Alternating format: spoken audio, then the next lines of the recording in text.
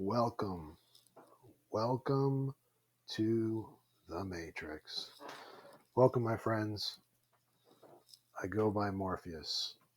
I am a full-time trader, full-time analyst, full-time educator.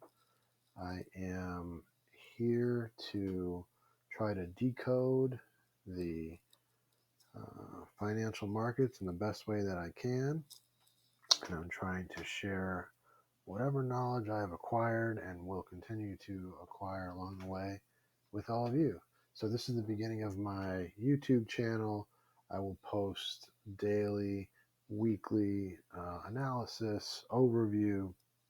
I take a top-down approach. I just want to remind you, this is not financial advice, and I am not a financial advisor.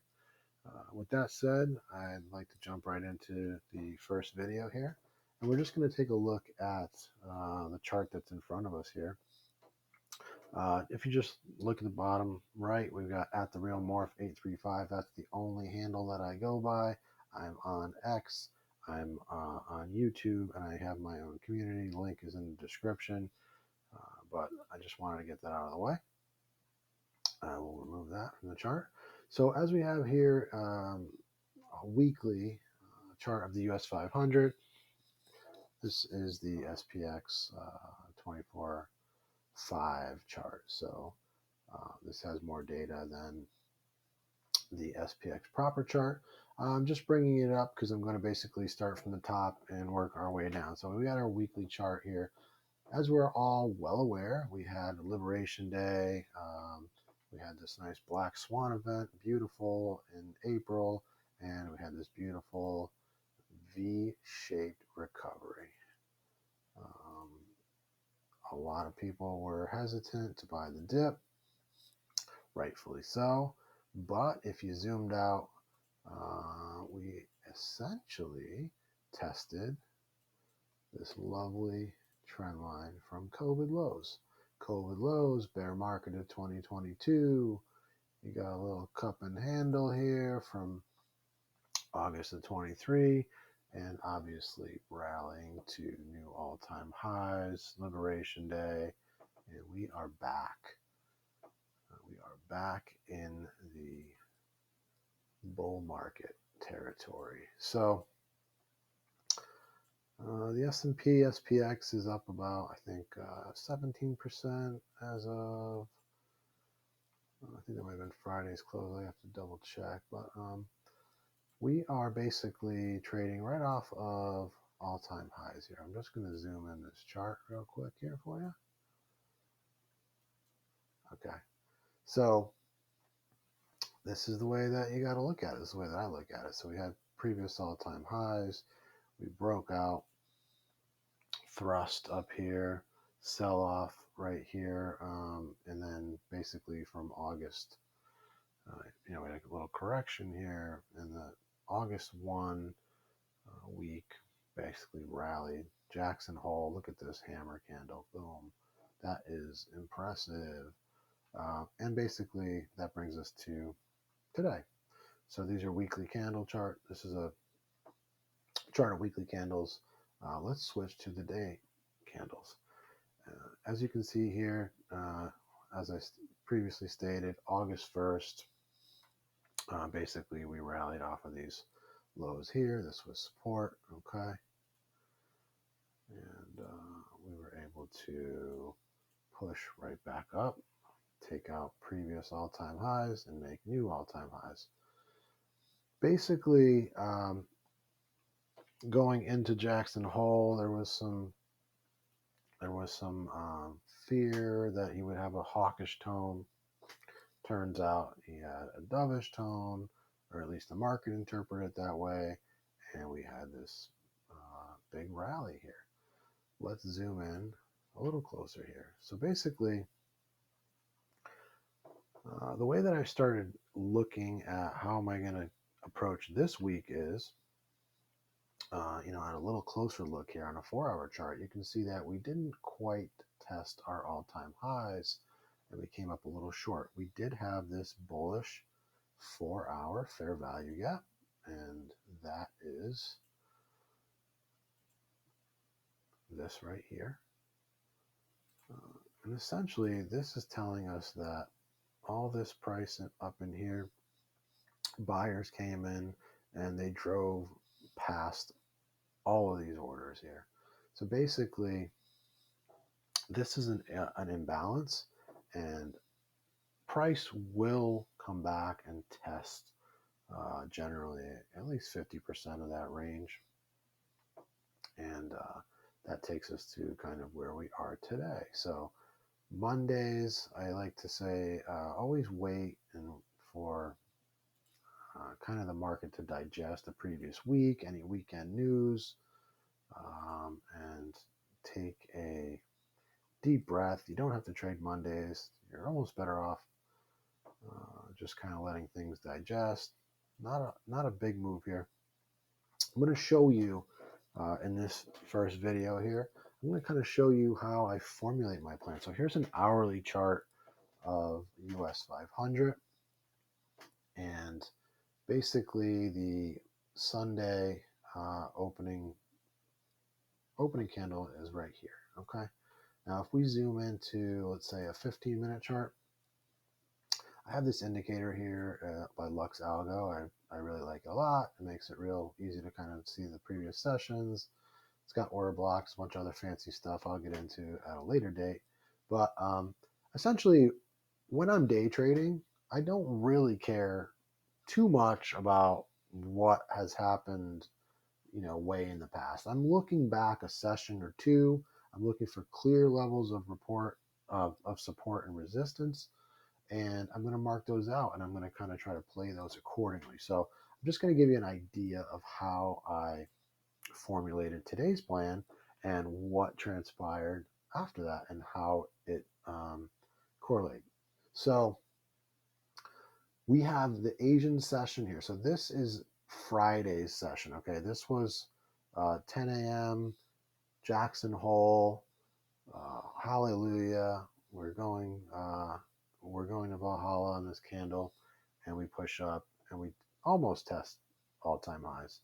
Kind of create a little double top here, and then we're in range in the PM session, the New York PM session, which starts after 2:30.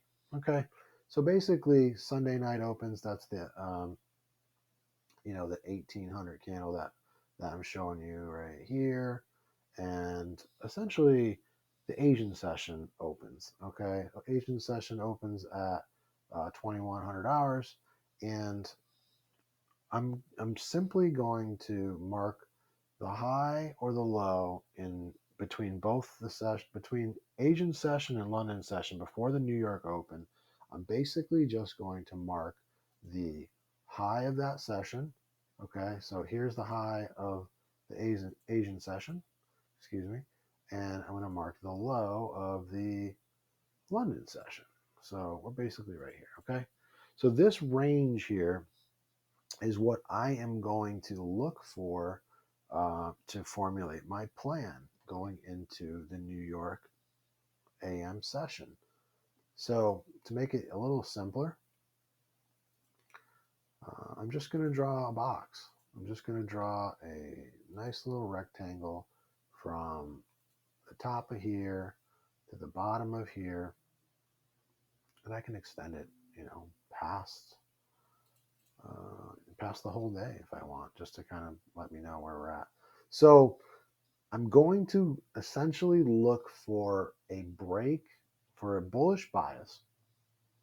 Now we can trade, obviously, the opening. These are 15-minute candles, and I'm going to lower it down to a 5-minute to get an even better zoomed in view at how we can kind of day trade this. But what I'm basically doing here is telling myself that there's liquidity at this level here, 64.66, and there's liquidity here at 64.40. 64.44 about. And there's a good chance that we'll trade within this range, and until we break above or below, we can just kind of use those two levels as a breakout or a breakdown level, and it works over and over and over again. Yes, sometimes we do have breakouts, fake breakouts and fake breakdowns, and we can trade those as well. We can also just trade within the range, to the top of the range, to the bottom of the range. That happens all the time as well. But on a very simple way of looking at it, I don't have to look at too many things. I don't have to look at a lot of different charts or indicators or nothing. I'm just looking at price. I'm looking at highs and lows of previous sessions. The previous session here. Now, what happens if we break above 64.66? Well, all I have to do is look to the left here. If we break above 64.66, I can target 64.71, 72, and obviously 64.77 from the New York session. On the other hand, if we break below 64.44, I'm taking a little bit more of a conservative approach. I'm not necessarily looking to target these lows here. I'm looking to target a certain percentage of the range that we break down. Now, how do I do that? I'm going to show you. So we've got our range. I'm going to remove this little indicator, ICT kill zone indicator, and I'm going to pop up my opening range. You don't need these indicators. It just makes it real easy to kind of see what's going on and how I trade. Okay, so now that we have our range from pre-market high and low, um, I take a very simplistic approach to trading the morning. I'm looking for essentially, I like the 5 minute, I do like the 3 minute. Sometimes I'll trade on a 1 minute, but 5 minutes seems to be a really nice blend for day trading for me. You can use whatever works for you. So basically, I'm not doing anything. I'm trying not to do anything inside anything too crazy inside of this whole range here, but specifically after 10 a.m., I'm waiting for this range to set up, and I'm waiting for a clear breakout and a retest almost for a signal to go long here. Okay, and so after 10 a.m., you get this doji right here. This is the 10 a.m. doji, kind of indecisive. The wicks are about equal. The body's small. Not really a whole lot to to trade off of. Not an actionable level, I would say. So then 10:05, you do get a close above. Okay, that's one key indication that we may push higher. But you really want either a fair value gap after this area and a retest, or a breakout and a retest to go long. You're kind of taking a little bit of a chance here. Yes, you can use different levels of the opening range. There's no right way. Whatever works for you, feel free, use it, repeat it. I'm all about everyone finding their own trading identity and doing what works for them. I'm just telling you what works for me. So basically, this is kind of like a do nothing zone. Yes, we're building some support here. We're trading above the close of the 5 minute opening candle. But what speaks to me as far as signals on, okay, this is probably a good spot to go long, is when you come back up and you test the high of the day, you close a candle right above opening range, above the high of day, above the high close of the day. Basically, this candle here is the highest close that we had on the day. This was high of day, but it was a wick. There's a wick there that was a open and a sell. But basically, this candle here ends up being kind of a really nice kind of level. You've got a level that you can enter on.